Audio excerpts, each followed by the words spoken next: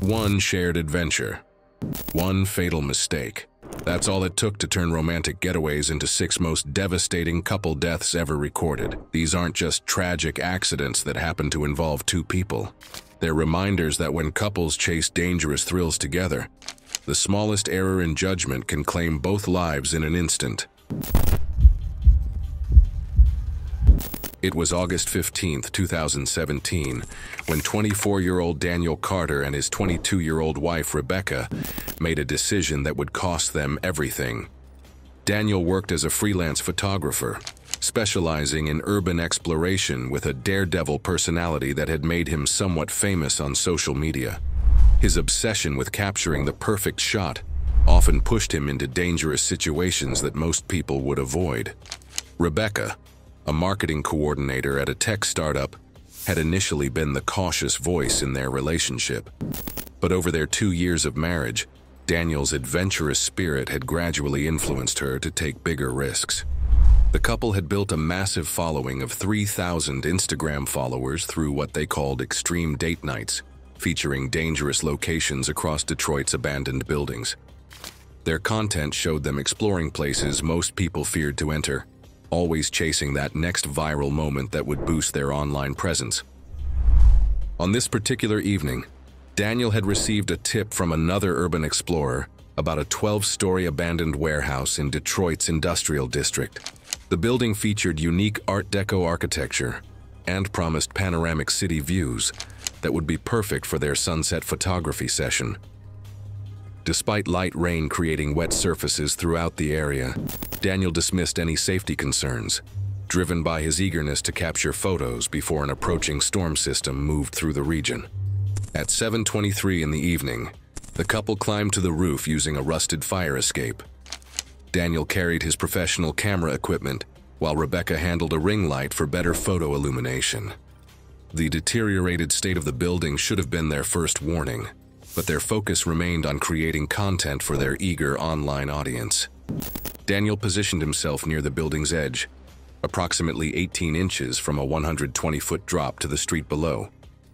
Rebecca stood 8 feet behind him, operating the lighting equipment and likely feeling nervous about how close her husband was getting to the dangerous ledge. As Daniel leaned forward to capture an aerial shot of the street below, the deteriorated concrete ledge crumbled under his 180-pound weight, causing him to lose balance immediately. Rebecca's instincts kicked in as she lunged forward to grab Daniel's jacket, desperately trying to save her husband from the fall. However, her sudden movement on the rain-slicked rooftop surface caused her to slip, sending both of them over the edge simultaneously in a horrifying moment that lasted only seconds. The couple fell 120 feet toward the unforgiving pavement below. Daniel struck a fire escape platform at the 8th floor during his descent, the impact severing his spinal cord and crushing his rib cage before his body continued falling to the street. Rebecca fell directly onto the concrete sidewalk, suffering massive head trauma and multiple compound fractures throughout her body. Emergency responders arrived at 7:47 that evening after witnesses called 911, but both victims were pronounced dead at the scene due to the severity of their injuries. The Metro Police Department ruled the deaths accidental, citing structural failure of the building's deteriorated rooftop ledge as the primary cause of the tragedy. The warehouse owner faced minor civil liability, ultimately resulting in a $45,000 settlement to both families for inadequate property security. Their social media accounts became memorialized, with their final posts serving as stark warnings about urban exploration dangers and online safety campaigns. The building was demolished 6 months later, and the city implemented stricter penalties for urban exploration trespassing, hoping to prevent similar tragedies from occurring in the future. It was June 3, 2018, when 29-year-old Michael Lawson and his 26-year-old wife Emily descended into what would become their underwater tomb. Michael worked as a certified dive instructor with 8 years of experience at a local dive shop, known throughout the diving community for his methodical approach to underwater safety protocols. His personality reflected the careful nature required for his profession, always double-checking equipment and following established procedures to the letter. Emily was a marine biology graduate student researching freshwater ecosystems, recently certified in advanced open water diving with over 200 logged dives under her belt.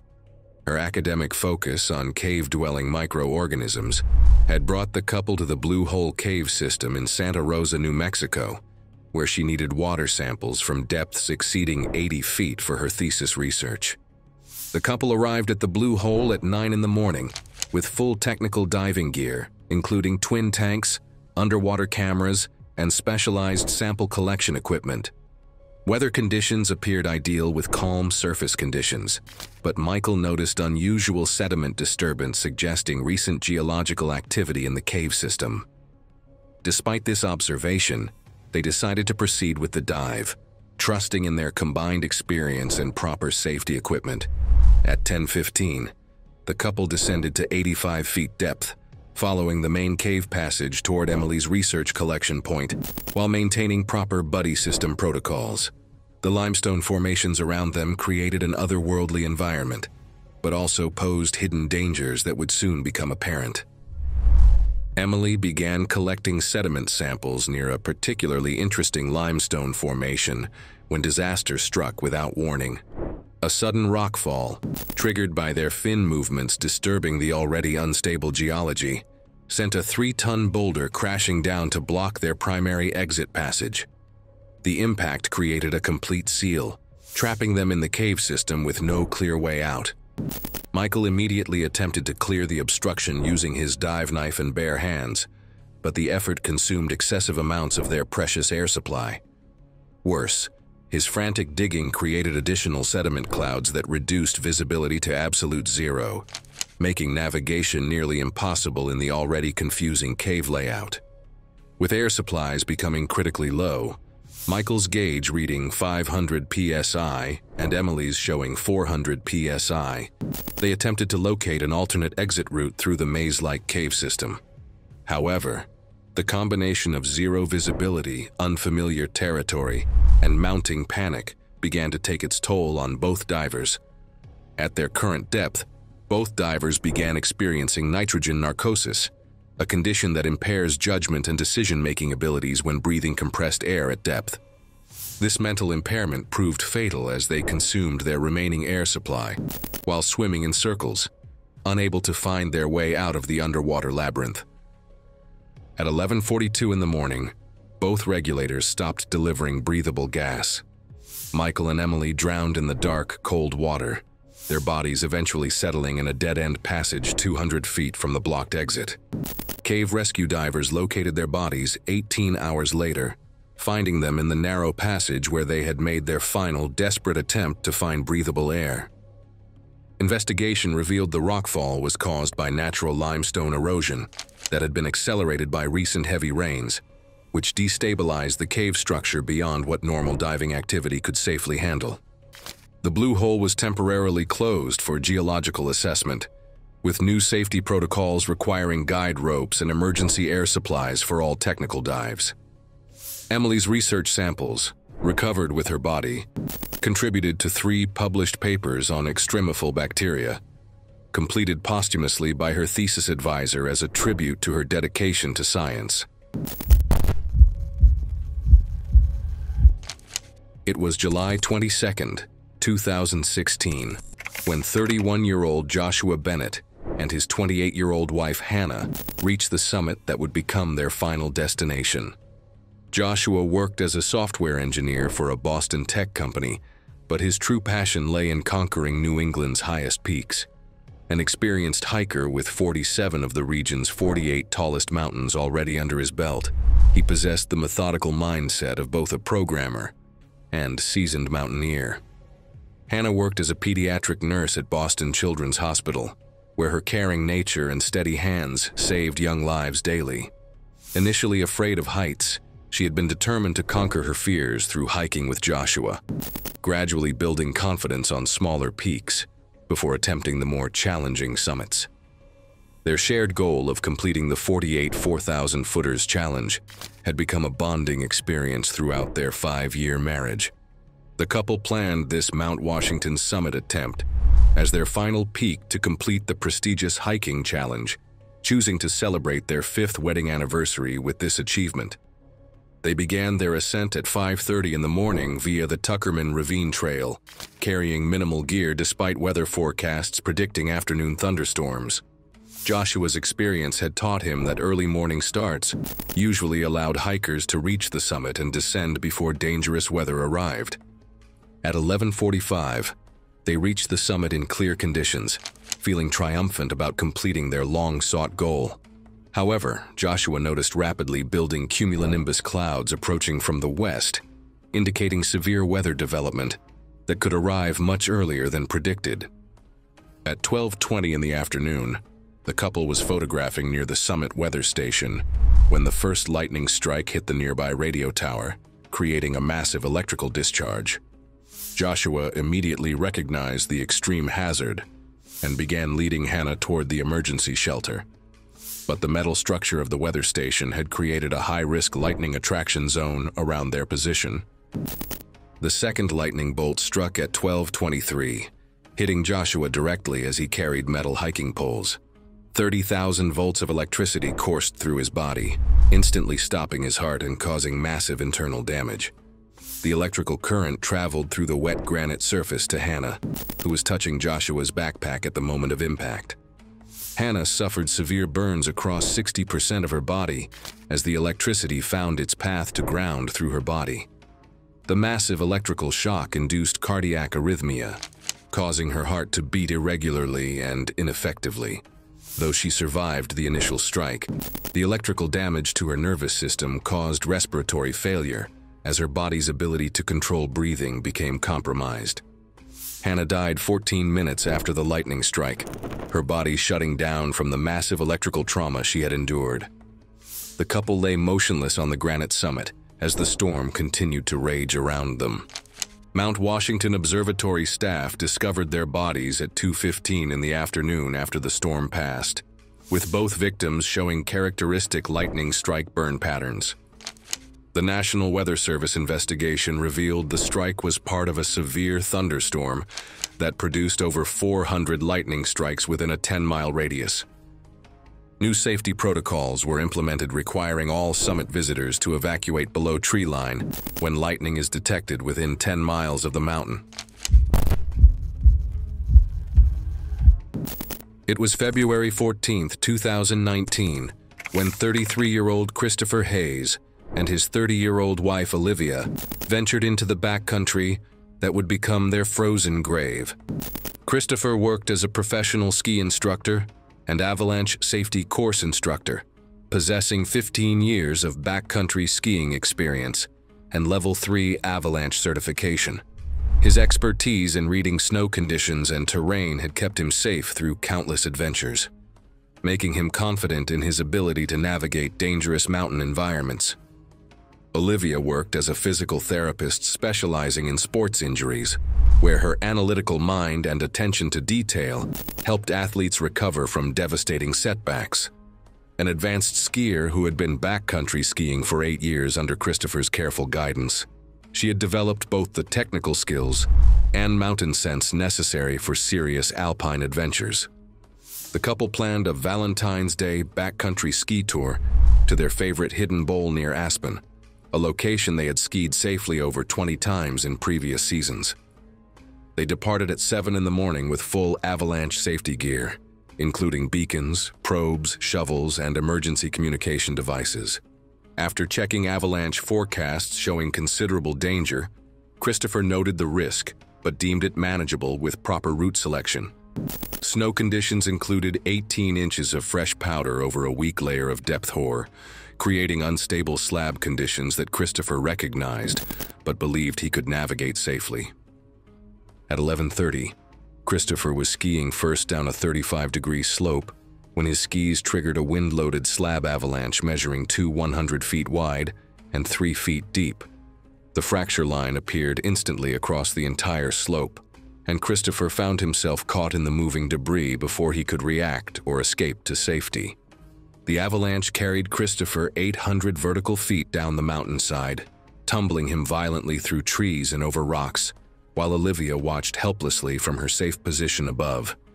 She immediately activated her avalanche beacon and began her descent to search for her buried husband, following proper rescue protocols they had practiced countless times. However, Olivia's rescue attempt triggered a secondary avalanche from the same unstable snow layer just 4 minutes later. The slope she was traversing released in a similar wind-loaded slab, catching her completely off guard as she focused on locating Christopher's beacon signal below. Both victims became buried under 6 to 8 feet of dense avalanche debris that set up like concrete around their bodies. Christopher suffered a broken neck from impact with buried rocks during his violent ride down the mountain, dying instantly from cervical spine fracture.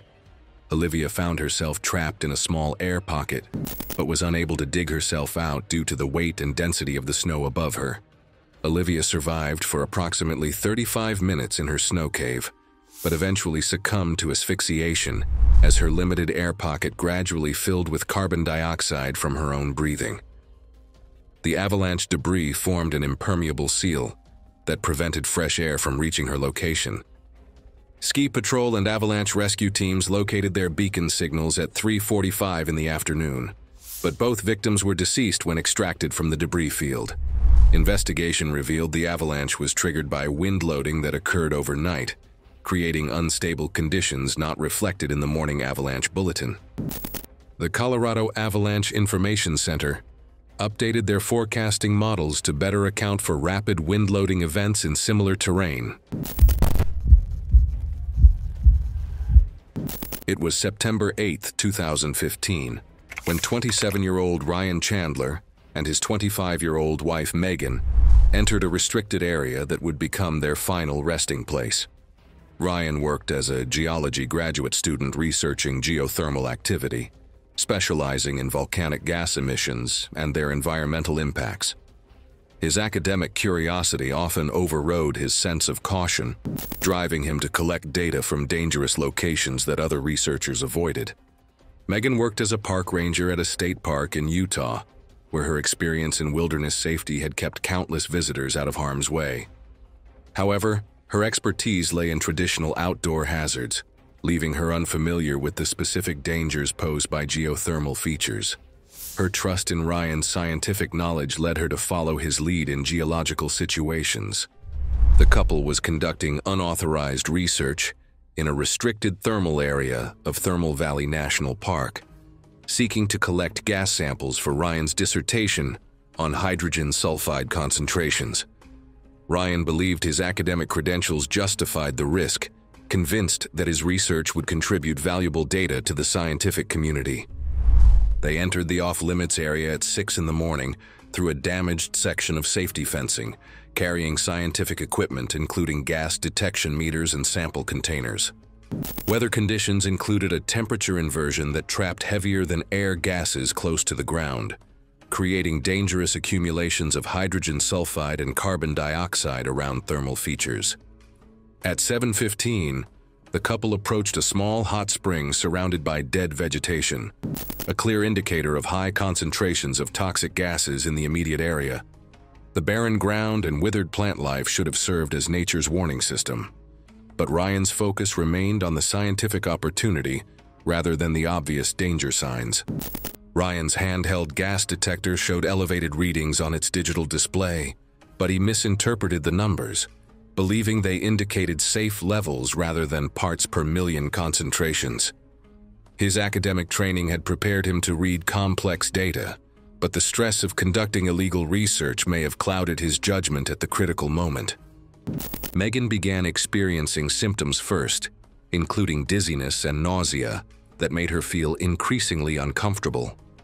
However, she attributed these warning signs to altitude sickness rather than gas poisoning, having no experience with the subtle onset of hydrogen sulfide exposure. Both victims collapsed simultaneously at 7:23 when they entered a pocket of concentrated hydrogen sulfide gas that had accumulated in a natural depression near the hot spring. The gas concentration exceeded 1,000 parts per million, well above the 700 parts per million threshold considered immediately lethal. They lost consciousness within 30 seconds of exposure. Ryan died from respiratory failure after 8 minutes of exposure to the lethal gas concentrations, his lungs unable to process oxygen as hydrogen sulfide poisoned his cellular respiration. Megan survived 12 minutes longer, but suffered irreversible brain damage from oxygen deprivation before her heart finally stopped beating. Park rangers discovered their bodies at 11:30 during a routine patrol, using gas masks and breathing apparatus to safely recover the victims. Toxicology reports confirmed lethal levels of hydrogen sulfide in both victims' blood, with concentrations 15 times the immediately dangerous threshold. Thermal Valley National Park installed additional warning signs and reinforced barriers around all thermal features, with enhanced penalties for entering restricted areas. Ryan's research data contributed to improved gas monitoring systems now used throughout the park. A memorial plaque was installed at the visitor center, educating guests about thermal feature dangers. It was May 17, 2018, when 35-year-old Brandon Cooper and his 32-year-old wife Natalie made their final visit to a structure that would claim both their lives.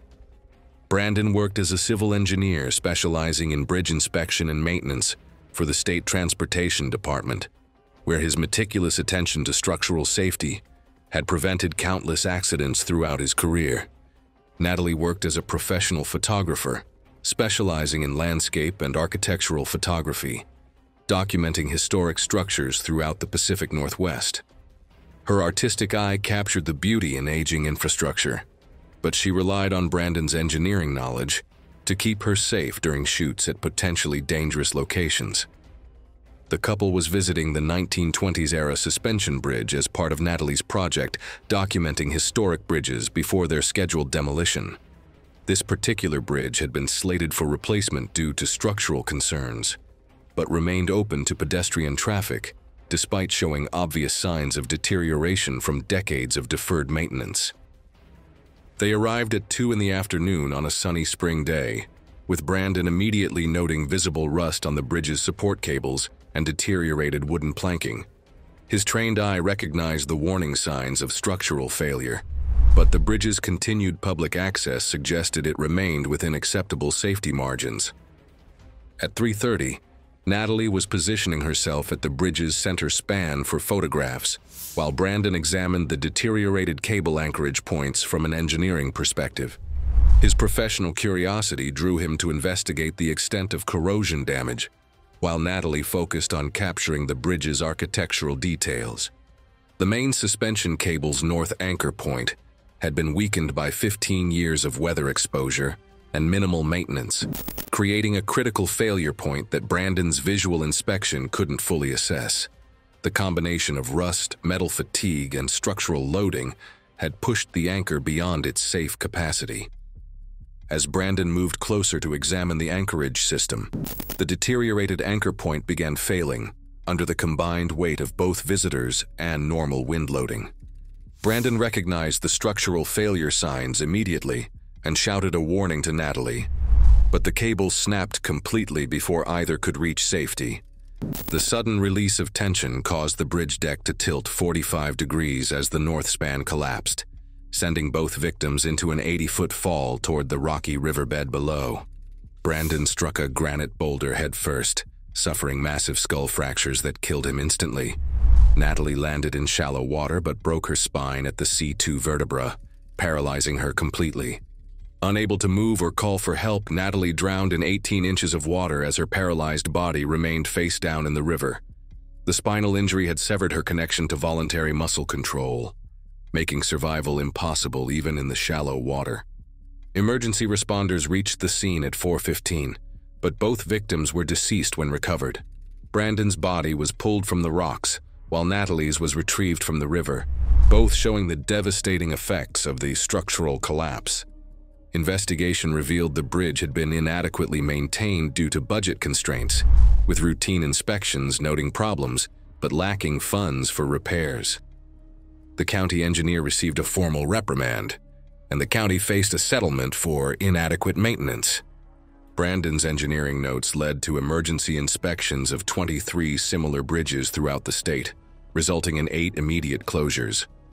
If these devastating couple tragedies left you shaken, click the next video now to explore more of the world's most shocking and unexpected deaths that changed everything in an instant.